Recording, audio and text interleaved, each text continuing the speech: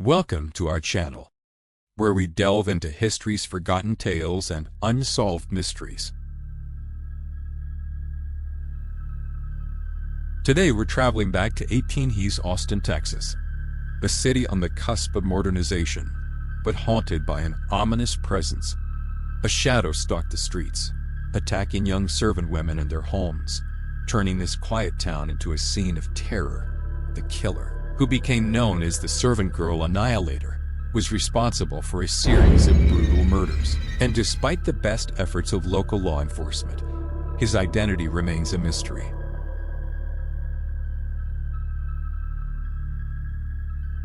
The fear that gripped Austin in those years was palpable. Imagine living in a time when the streets you walked daily, the very homes you slept in, became the hunting grounds of an elusive predator.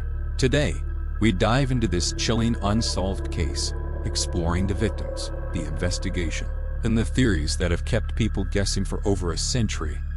But before we begin, make sure to subscribe to our channel to join us in uncovering the darker sides of history. Now, let's uncover the terrifying tale of America's first serial killer. In the late 19th century, Austin was a city of contrasts. The Texas capital was burgeoning with new businesses, its population steadily growing as people arrived seeking opportunities. Horse-drawn carriages clattered along dusty roads, and oil lamps illuminated the streets at night. For many, Austin was a place of hope, a frontier city where fortunes could be made and futures built. Yet, beneath this promise of prosperity lay deep social divisions. While wealthy white families lived comfortably in large homes, their domestic servants, primarily African American women, occupied much humbler dwellings, often barely more than shacks. These servants, despite their indispensable roles in maintaining the homes of the affluent, lived on the fringes of society, overlooked and underappreciated. Their lives, marked by long hours of hard labor, were confined to back rooms and basements, out of sight and often out of mind. This stark division between classes would play a critical role in the tragic events that were about to unfold.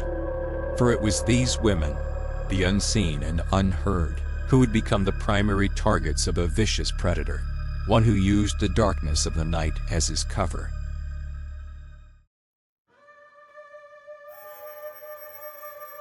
It began on a cold December night in 1884. Molly Smith, a young African-American servant, was found brutally murdered in her employer's yard. Her skull had been crushed, and her body dragged outside, leaving a trail of blood that painted a grim picture of her final moments. The sheer violence of the crime shocked the local community. This was not an ordinary killing. It was savage, almost animalistic. And though Austin was no stranger to crime, the brutality of this murder set it apart. Over the next several months, similar attacks would occur.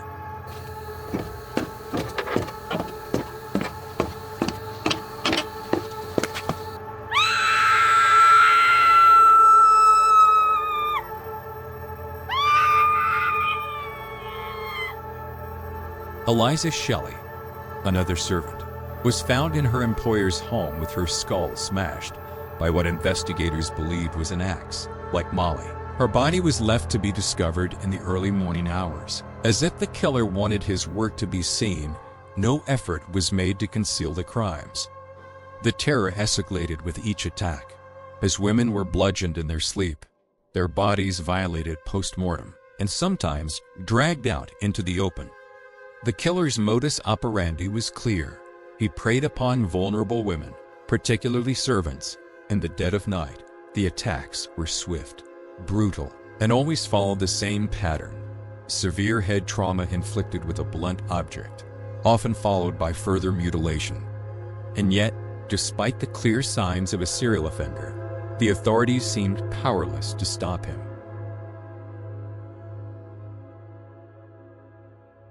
As the body count grew, so did public outcry. People demanded justice, but the Austin police force was small, underfunded, and ill-equipped to deal with such a violent and methodical killer. Crime scene investigations in the 1880s were rudimentary at best. There was no forensic science back then. No fingerprints. No DNA evidence. No forensic teams to piece together the clues left behind. Detectives could only rely on eyewitness testimonies, which were sparse and unreliable, especially given the nature of the crimes taking place under cover of darkness. The city's officials, growing desperate, enlisted the help of the Texas Rangers and even Pinkerton detectives, famous for their investigative skills. But even they were left stumped. The killer was like a ghost, vanishing into the night without a trace. Suspicions fell on several individuals, family members of the victims, known criminals in the area, even drifters passing through Austin. But no charges stuck. Each time, the killer seemed to slip through the authorities' fingers. The case was also plagued by social prejudice. Many of the victims were African American or Mexican American, marginalized groups whose murders were not given the same urgency as those of white citizens. It was only when two white women, Sue Hancock and Eula Phillips, were attacked in a similar fashion that the city's elite truly began to panic, demanding swift action. Over time, several suspects were arrested in connection with the killings, but none were definitively linked to the crimes. One of the earliest suspects was a cook named Maurice, a Malaysian immigrant who had a reputation for violence and was known to frequent the areas where the murders occurred.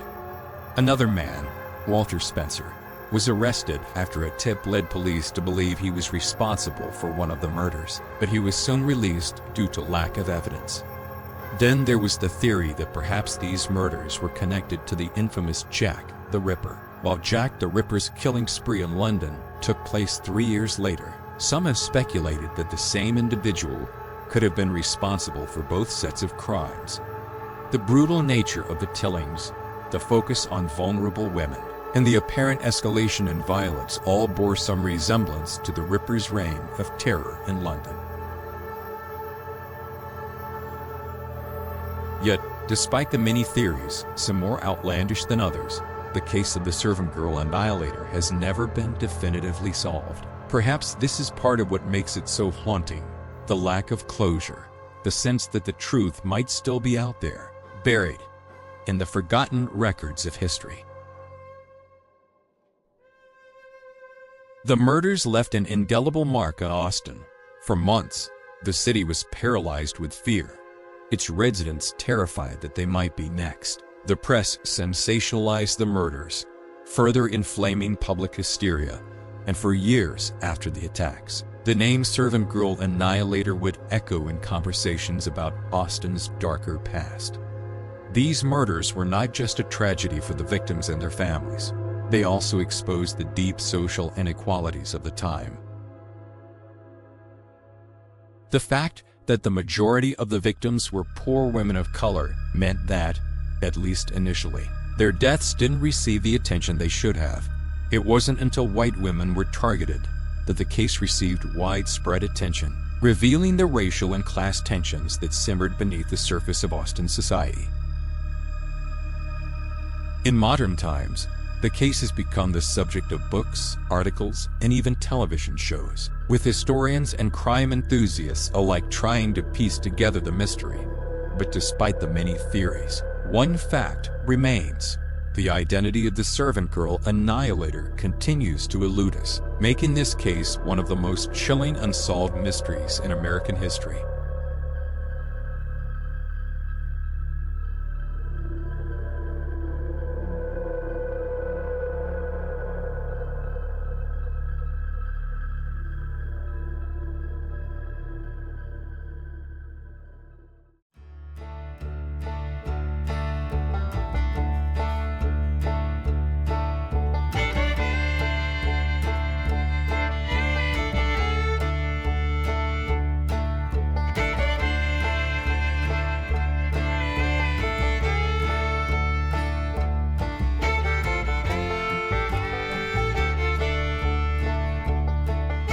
Who was the Servant Girl Annihilator?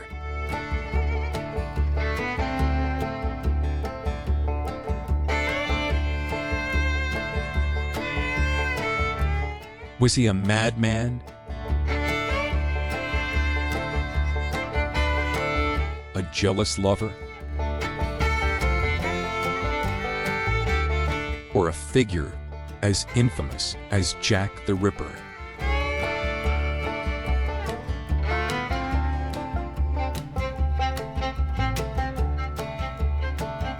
While we may never know the answer, one thing is certain: his crimes left a lasting scar on the city of Austin. A grim reminder of how fragile life can be, even in the comfort of one's home.